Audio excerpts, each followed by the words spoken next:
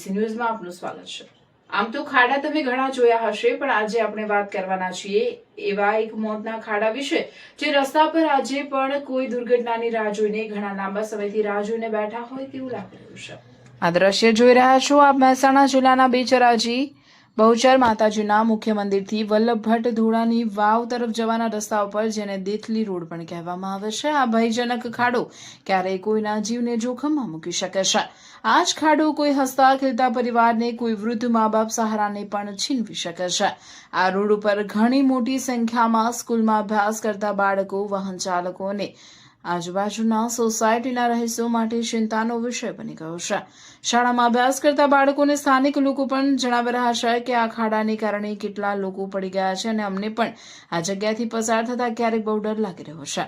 બસ જોવાનું એ જ રહ્યું કે સ્થાનિક તંત્રની નજર આ ખાડા પર પડે અને જલ્દીથી સમારકામ થાય એવું લોકો કહી રહ્યા છે। રિપોર્ટર મહાદેવ મનસ્વી, બેચરાજી।